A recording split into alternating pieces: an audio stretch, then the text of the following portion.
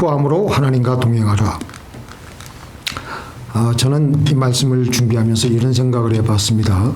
거센 시내 물결을 거슬러 올라가는 물고기들이 있습니다. 특별히 연어는 바다에서 성장하다가 이제 알을 낳기 위해서, 산란을 하기 위해서 자신이 태어난 고향 민물 하천으로 돌아옵니다.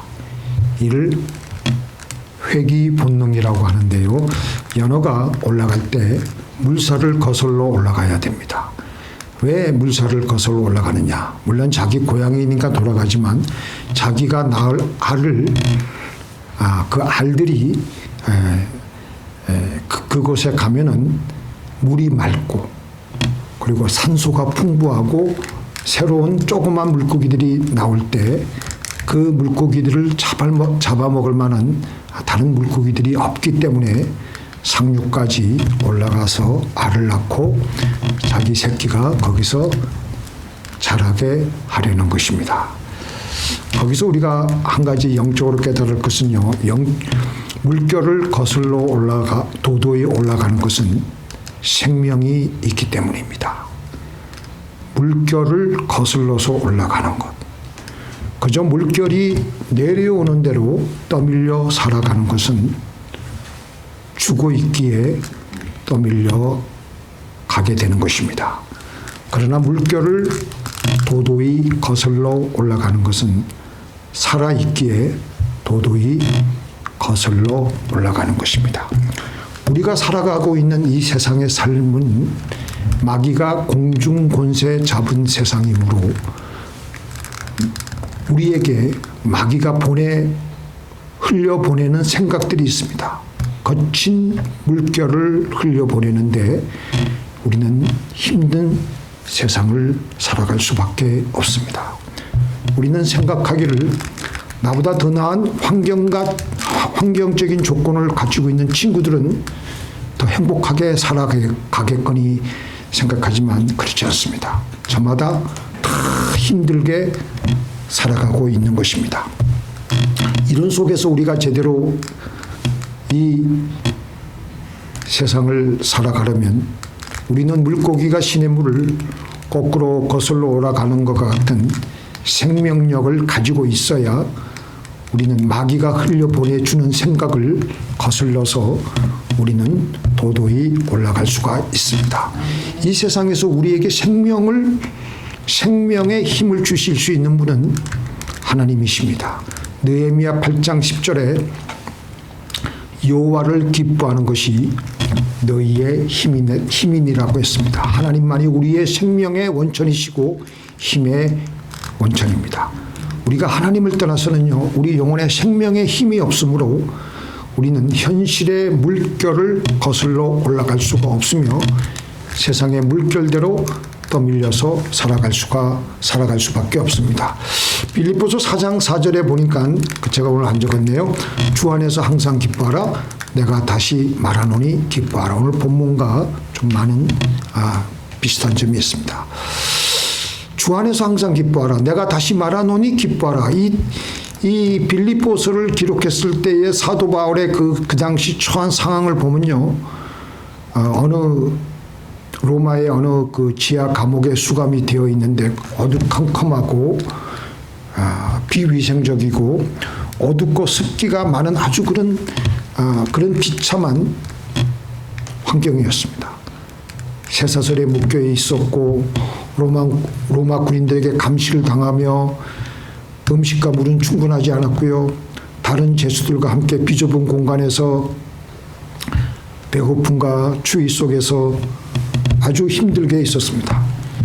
바울은 이렇게 감옥에 갇혀 이렇게 할 수 없을 때 거기다가 그의 동역자들은 감옥 안에 있는 바울이 어떻게 할 수 없다는 것을 알고 자신들의 영향력을 확대하려고 여러 가지 바울을 배신하고 외면하기도 했습니다.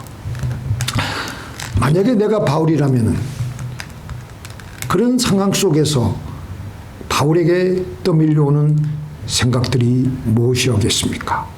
슬프고 비참하고 배신감 느끼고 억울하고 우울해지는 이런 생각들밖에 없을 것입니다. 그런데도 사도 바울은 빌립보 교인들을 향하여 기뻐하라. 항상 기뻐하라. 왜 그렇게 말을 했을까요? 본인 자신이 먼저 기뻐하고 있었기에 감옥 밖에 있는 다른 빌립보 교인들에게 기뻐하라고 할 수가 있었던 것입니다. 바울 본인 자신이 하나님으로부터 생명을 얻고 힘을 얻고 그리고 그에게 거칠게 다가오는 부정적인 생각들을 뚫고 도도하게 거슬러 올라가고 있었기 때문에 거슬러 올라가 보니까 그곳에 또 하나님의 귀하신 예비하신 기쁨과 은혜가 기다리고 있는 거예요. 너무 행복했습니다. 감옥 안이지만. 처음에 올라가는 것이 힘들지만 올라가고 올라가다가 보면요. 이게 계속해서 저절로 돌아가기 때문에 어느 순간에 기쁨이 저절로 몰려옵니다. 그랬기에 바울은 기뻐하라. 항상 기뻐하라. 그렇게 했던 것입니다. 자, 이 말씀 읽어보겠습니다. 제가 읽어드릴 테니까 한번 보십시오. 내가 오늘 하늘과 땅을 불러 너희에게 증거를 삼두라. 내가 생명과 사망과 복과 저주를 내 앞에 두었은즉 너와 내 자손이 살기 위하여 생명을 택하고. 이 당시 모세가 이 설교 말씀을 했을 때가 이스라엘 백성들이 광야를 지나고 있을 때였습니다. 광야라는 것이 우리가 매일매일 장막을 거두고 장막을 다시 또 하고 하는 그런 아주 불편한 그런 유목민이에요. 유목민. 얼마나 생활이 안정되지 못하고 힘든 그런 생활을 살고 있었겠습니까? 얼마나 삶이 불편했겠어요. 그래서 그들이 보는 데는 갑자기 옆에 그 강력한 부족들이 자기네들을 이스라엘 민족들을 해치려면 얼마든지 일시에 죽을 수밖에 없는 그런 상황이었습니다. 도처에 사망과 저주가 열려 있었습니다. 생명과 복은 눈에 씻고 찾아봐도 보이질 않았습니다. 그런데 하나님께서는 그들에게 생명과 사망과 복과 저주가 너희 앞에 놓여 있다고, 그리고 그 것 중 생명과 복을 택하라고 하셨습니다. 하나님의 형상대로 지음받은 우리는요, 눈에 안 보이는 생명과 복을 적극적으로 찾을 수가 있습니다. 숨은 그림 찾기를 하는 것처럼 생명과 복은 숨어 있지만 사방에 또한 널려 있습니다. 이 생명과 복을 찾아내어야 합니다. 너무 심심할 것 같아서 제가 오늘 이것을 준비했습니다. 여러분들 이거 잘 보이세요? 잘 안 보여요. 보여요. 잘 안 보여요? 네. 보면요, 여기 여러 가지 이 위에 보트가 있죠. 보트가. 이 보트는 어디 있습니까? 보트.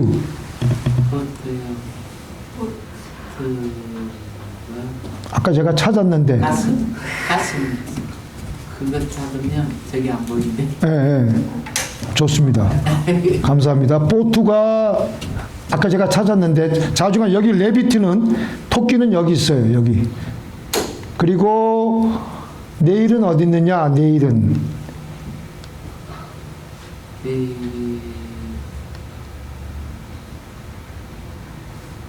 자, 내일이 어디 있습니까? 내일. 여기 콤은 이 빛은 여기 있고요. 이 망치는 어디 있냐면은 망치는 여기 있어요. 여기. 그죠? 망치는 여기 있고 바나나는 제가 못 찾았어요. 이 양말은 어디 있어요? 양말은 여기 있는 것 같아요. 아까 제가 다 찾아놨는데 이게 보니까 바나나 같아. 예, 바나나 그 위에. 그 위에 바나나가 있고 또 뭐가 있습니까? 링은 여기 있어요. 여기. 요거 링이고. 자, 이 정도 하겠습니다. 불 좀 켜주세요. 제가 왜 이 말씀을 드리냐면요, 찾기 힘들어요. 그런데 찾으면 분명히 나옵니다. 우리의 삶 속에서도 사방에 사망과 저주만 깔려 있는 것 같지만 찾으면 생명과 복이 있습니다. 우리는 그렇게 찾을 수 있는 그 복을, 그런 능력을 하나님께서 우리에게 주셨어요. 그렇게 해서 생명을 택하고 복을 택하여 우리는 감사하는 거예요. 그 거리를 찾아내어서 감사하며 기뻐하며 나가는 겁니다. 그렇게 나가는 것이 도도하게 물결을 거슬러 올라가는 것입니다. 그래서 사도 바울은 우리에게 항상 기뻐하라, 쉬지 말고 기도하라, 범사에 감사하라. 기뻐할 게 있어야지. 쉬지 말고 기도할 수가 있어야지. 범사에 감사할 거리가 있어야지. 그런데 그렇게 찾아서 감사하고 찾아서 기뻐하는 것이 하나님의 뜻이라고 했어요. 그렇게 하나님의 뜻을 행하는 것이 물결 위를 거슬러 올라가는 것입니다.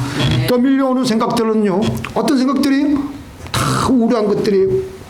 부정적인 생각들의 쓰레기들 덤이에요. 그래서 우울한 것은 뭐예요? 제가 몇 주 전부터 얘기한 것이지만 능동태가 아니라 수동태입니다. 우울하라 이런 말은 좀 부자연스러워요. 이런 말은 없습니다. 그냥 우울해지는 거예요. 슬퍼하라 이런 말도 좀 부자연스럽죠? 슬퍼지는 겁니다. 우울하려고 노력해서 우울해지는 사람은 없습니다. 저절로 우울해져요. 그래서 우울은 수동태입니다.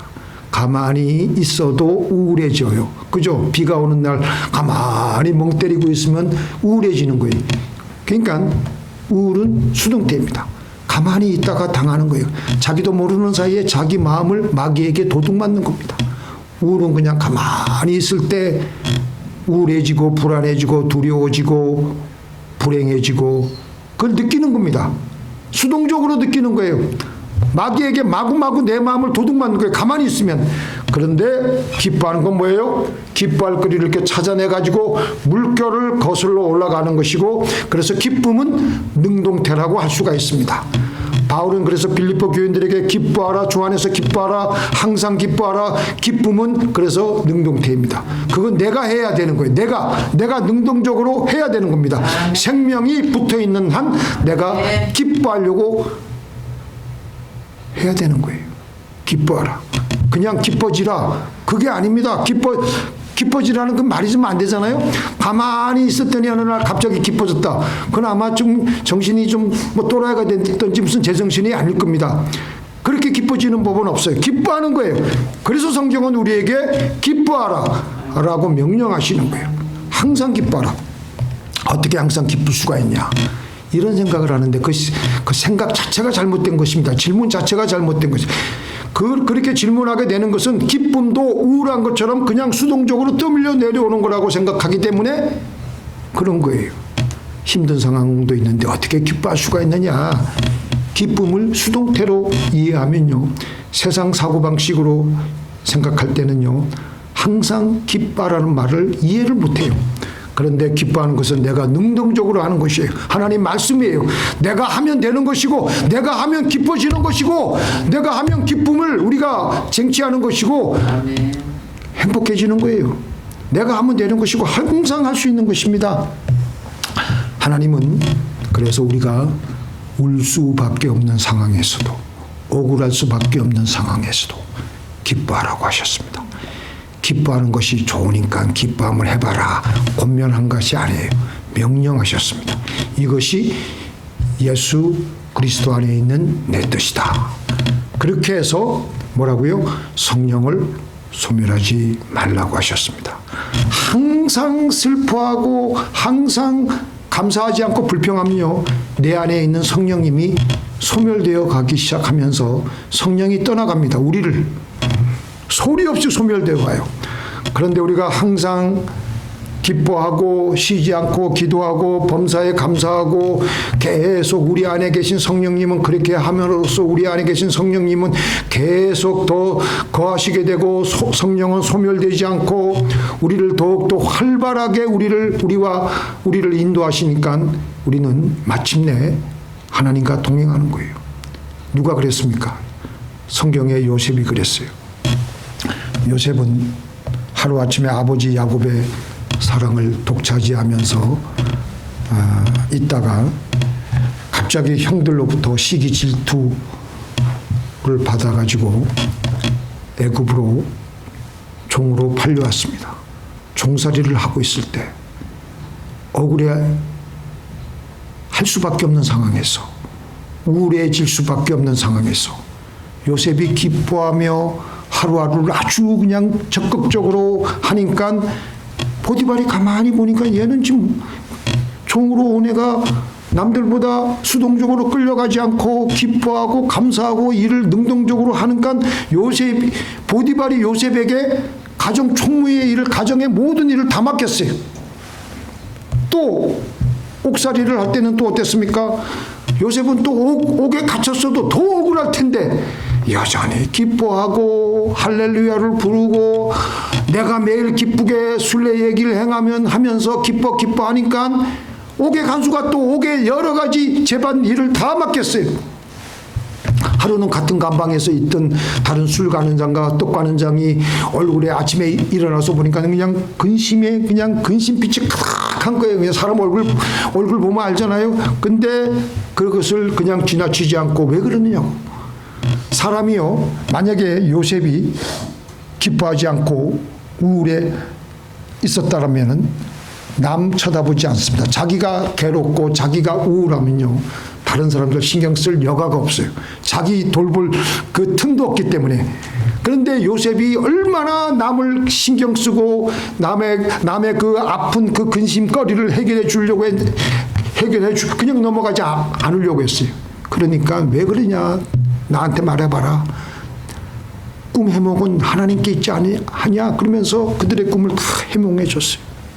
그래서 정확하게 꿈을 해몽해 주고 요셉은 감옥에서도 하루하루 기뻐하며, 기뻐할 거리가 없는데도 눈으로 보기에는 기뻐할 그 조건이 없는데도 불구하고 기쁨의 모든 그 여건들을 찾아내 가지고 기뻐하니까 요셉 안에 있는 성령이 소멸되지 않고 하나님과 요셉은 함께하였던 것입니다. 성경 읽어보세요. 하나님께서 인자를 도와서 하나님이 요셉과 함께하사 하나님과 동행하기 위해서라도, 성령을 소멸하지 않기 위해서라도 우리는 항상 기뻐해야 됩니다. 믿습니까? 어떤 여자분이 한 50 중반인 것 같아요. 유방암에 걸렸습니다. 나름대로 아주 착실하게 신앙생활을 잘하고 있던 이분이 유방암에 걸려가지고 양쪽 가슴을 절제하고 삶의 죽음의 기로에 서서 이젠 자포자기하고 절망감을 느끼기 시작했습니다. 이분이 혼자 독백이 내 인생 여기서 끝인가? 양쪽을 다 수술하고 보니까 양팔을 다 쓸 수가 없어서 한동안은 혼자서는 밥 숟가락질도 할 수 없는 신세가 되고 말았구나. 초등학생 내 아들이 떠넣어주는 밥을 받아 먹을 때는 목이 메어 속으로 눈물로 함께 살아가고 있었습니다. 이렇게 이분이 독백하는 거예요. 고백하는 거예요. 내가 얼마나 이렇게 더 살아야 되나. 어린 아들을 행복하게 해주고 싶은데 엄마로서는 아무것도 해줄 것이 없는 것에 가슴이 터져오는 거예요. 암을 물리칠 특별한 방법이 없을까? 암세포가 빼앗아간 웃음을 되찾아야겠다고 갑자기 이 여자분이 결심하고 인터넷으로 검색을 해서 한국웃음연구소에 주최하는 송년 웃음 콘서트에 참석을 했습니다. 그리고 그 모임을 다녀온 뒤로 그녀의 인생이 바뀌는데요. 모임을 통해서 배운 대로 집에 와서 집에다가 스마일존, 여기만 가면 무조건 웃는 거예요. 또 스마일 라인도 만들었고 힘든 순간마다 무조건 미친 듯이 웃기 시작했어요. 그러자 갑자기 마음이 긍정적으로 바뀌고 생각이 바뀌는 것을 느끼며 하여간 이 여인은 열심히 웃었습니다. 살기 위해 웃었어요. 억지로라도 웃었습니다. 웃는 게 웃겨서 또 웃었습니다. 웃다 보니까 어느새 그녀의 마음이 바뀌어가는 거예요. 희망이 생기고 암도 이길 수 있다는 자신감이 붙기 시작했습니다. 그렇게 변한 엄마를 보고 아들은, 그 모습을 본 아들은 엄마가 처음에는 죽는 줄 알고 무서웠는데 엄마가 날마다 웃어서 행복해요. 그리고 이 여인이 주치의로부터 이제 1년에 한 번씩 정기검진만 받으면 된다는 판정을 받게 되고 마침내 암으로 탈출을 하게 되고 암 수술 후 어느새 7년 후 그녀는 완전히 새로운 삶을 살아가고 있는 것입니다. 우리가 기뻐하고 웃을 때 우리 영혼은 살아나게 되고 우리 안에 있는 성령은 소멸되지 않고 우리와 함께 동행하며 뿐만 아니라 우리의 육신도 치료받게 됩니다. 믿습니까? 사실 우리 몸속에는요, 건강한 사람도 매일매일 하루에 암세포가 몇 개? 300개에서 400개 매일매일 돋아난대요. 근데 이게 뭉치면 그때부터 암이 되는데 우리가 웃어주면 우리의 몸에 암세포를 죽이고 녹이고 없애는 NK세포, T인파구, 뭐 감마 인터페론 이런 것들이 막 증가가 되어가지고 암세포를 죽이고 녹이고 배출시킨다고 합니다. 우리는 웃어야 돼요. 웃어야 돼. 기뻐해야 돼요. 기뻐하라 그러면 좀 막연한 것 같으니까 그냥 웃어야 돼. 웃어야 돼. 할렐루야! 그러니까 막 웃어야 돼. 자기 얼굴 보고도 웃고 막 웃어야 돼. 막 기뻐하고. 그래서 이 예전에도 보니까요, 고대 그리스 병원은요, 그 병원을 어디다 지었냐면요, 주로 원형 경기장이나 공연장 근처에 병원을 함께 지었다고 합니다. 왜 그러냐면 공연장에 사람들이 웃고 기쁘고 들뜬 분위기를 환자들에게도 전이시키기 위해서, 그러면 환자들이 마음이 안정되고 마음껏 웃을 수 있게 하기 위해서. 그래서 고대 이 그리스 사람들도 몸이 아플 때는 웃어야 된다는 것을 알았습니다. 그래서 일부러 사람들을 웃게 만들어주는 광대들을 웃음 치료사를 따로 두었을 정도라고 합니다. 우리는 웃어야 됩니다. 웃을 일을 찾아가지고 웃어야 됩니다. 그래서 레오나드 그 스위트 박사는 당신이 웃을 때 모든 조직이 운동합니다. 횡격막도 춤을 추며 우리의 세포도 춤을 춥니다. 우리의 세포가 내가 밤낮 그냥 우울해가지고 이렇게 있으면요, 내 세포도 괴로운 거니까 나에게 달려있는 세포도. 근데 내가 막 웃고 할렐루야 하고 그러면 내 안에 있는 달려있는 이 세포도 전혀 관계없는 것 같지만 그 세포도 춤을 추고 행복해한다라는 거예요. 아멘 믿습니까? 당신이 행복해지면 보다 장수하게 되고 이분이 만일 당신이 세포들에게 이런 진동의 춤을 선사하지 않으면 당신이 세포들의 생명을 빼앗는 것입니다. 그래서 웃음이 명약입니다. 웃음은 그래서 우리는 일부러라도 웃어야 돼. 일부러라도. 믿습니까? 아멘. 자, 우리 같이 읽겠습니다. 시작. 마음의 즐거움은 좋은 약이 되어도 마음의 근심은 뼈를 마르게 하느니라. 마음이 즐거워야 돼. 마음이 즐거워야 돼. 즐거울 게 없으면 그냥 거울 보고 웃으세요. 그리고 기뻐하라. 왜냐하면 하나님께서 우리에게 뭐라 그랬어요? 기뻐하라 그랬어요. 기뻐하라고. 이 심한 우울증 때문에 몇 번이나 삶을 포기하고 자살하려는 김충현 씨가 웃음 치료사가 되고 나서 사명감을 가지고 자기도 그 몇 번 자살하려다가 이제 거기서 그 늪에서 벗어나 가지고 사명감을 가지고 이런 사람들을 내가 도와줘야 되겠다. 그러면서 가는 곳마다 웃음을 전도하는 거예요. 그래서 우울하고 슬픈 사람들이 많은 곳을 찾아가면 무조건 일단 웃으라고 말해요. 무조건. 그러면 꼭 어떤 사람들은 빈정거리는데 뭐라고 말하냐면 억지로 웃는 게 무슨 소용이 있느냐. 웃고 싶지 않는데 웃으라고 강요하니까 오히려 더 스트레스가 된다. 그러니까 그때 이 사람이 뭐라고 말을 하느냐면 예를 들어서 팔에 상처가 나가지고 피가 흐르잖아요. 그래서 우리는 그때 우리는 어떻게 해요? 피가 나는구나. 가만히 있습니까? 어떻게 해요? 바로 그것을 막아가지고 반창고를 붙이든지 해가지고 지혈시키는 것 아니겠습니까? 바로 웃어주는 게 우리의 영혼에 피가 빠지는 것을 슬퍼하고 그러면 계속 영혼의 피가 막 그냥 생명이 막 새니까 웃어줄 때 그 길을 막아주는 거라는 겁니다. 기운이 빠질 때면 억지로라도 웃어서 길을 살려주라는 겁니다.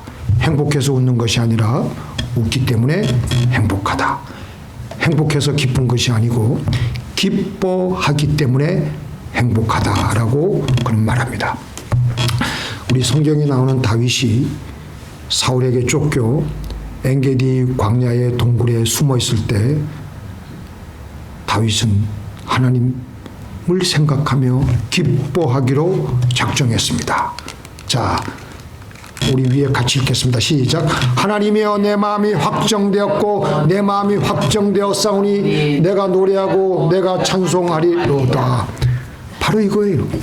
또 사울에게 죽임을 당할 위험 속에서 계속해서 그는 뭐라 그랬어요? 내 영혼아 내가 어찌하여 낭망하며 어찌하여 내 속에서 불안하여 하는고 너는 하나님을 바라라. 그 얼굴에 도우심을 인하여 내가 오히려 찬송하리로다. 다윗은 세파에서 가져다 주는 낭망이라는 감정에 떠밀려 내려가지 않고 바로 자기 영혼을 향하여 찬송하며 기뻐하라고 명령하는 것입니다. 자, 우리 다시 한번 이제 정리해서 제가 말씀드리겠습니다. 우리의 문제가 뭐냐? 저나 여러분들의 문제가 뭐냐? 안 되는 것만 생각해. 안 되는 것만 꼭 집어가지고 생각한 사람이 성경에서 누구냐? 누구 같아요? 구약에 나오는 아주 악한 인물입니다. 하만. 에스더서에 이 하만이 나오는데요. 하만이 아에수에로 왕에 의해서 아주 그 왕 다음으로 높은 직책을 받았습니다. 그래서 이 사람이 성 안을 들어가고 나가고 할 때마다 모든 사람들은 하만이 나올 때 부복해서 절을 해야 돼. 그런데 그 중에 모르드게가 머리를 꼿꼿하게 세우고 절을 하지 않는 거예요. 신앙적인 이유가 있기 때문에. 그런데 하만이 자기에게 절하며 자기를 보고 부복하는 사람들은 생각하지 않고 유독 자기에게 절을 하지 않는 모르드게만 생각을 하고 밤에 잠을 못 이루는 거예요. 저놈의 새끼 내가 죽여야 되겠다. 저놈을 내가 갈아 마셔야 되겠다. 저놈을 내가 죽여야 되겠다. 그렇게 생각하는 거예요. 그러니까 그 생각을 발전해가지고 저놈만 죽여서는 안 되겠다. 그러니까 저놈을 죽여야 되겠다 생각을 하고 이제 하는데, 그리고 이제 저놈을 죽일 장대를 만들었어요. 그리고 장대까지 만들었으니까 이제 행동까지 옮겼잖아요. 그때부터 이제 벌써 하만에게 벌써 마귀가 동행하고 있는 거예요. 이 영적으로 법칙이 똑같아요. 우리가 말을 하잖아요. 저놈의 새끼 내가 죽여야 되겠다. 말을 하잖아요. 그때부터 마귀가 더 극성적으로 내 안에서 역사해요. 그러니까 그렇게 혹시 내가 말을 했으면 아이고 예수님 그 말은 취소입니다. 주의 보혈로. 그러고 그래야지 마귀가 더 이상 역사하지 않지. 말 뱉으면요 그때부터 마귀가 득세하고 그냥 나를 그냥 부추기고 선동한다니까요. 그냥 마귀가 벌써 육체의 옷을 입으니까 하만은 그때부터 마귀와 동행을 하는 거예요. 그러니까 어떤 생각을 가졌느냐? 저놈의 새끼만 죽이면 안 되겠다. 유대 백성 전체를 다 죽여야 되겠다. 결과는 어떻게 됐습니까? 나중에 모르드게를 장대에 매달려야 할 그 장대에 자기가 오히려 매달려서 죽게 되었던 것입니다. 사람은 꼭 자기에게 안 좋은 그것에만 몰두해서 그렇게 기분 나빠하며 하는데 그렇게 하면 안 된다는 것입니다. 우리 하나님과 동행하려고 하는 사람들은 생각되어지는 대로 살지 말고 세상 물결을 거슬러서 도도히 올라가듯이 슬프고 억울한 상황에서도 기뻐하며 살아갈 때 우리에게 와 계신 성령은 소멸되지 않고 계속 우리와 동행하시는 것입니다.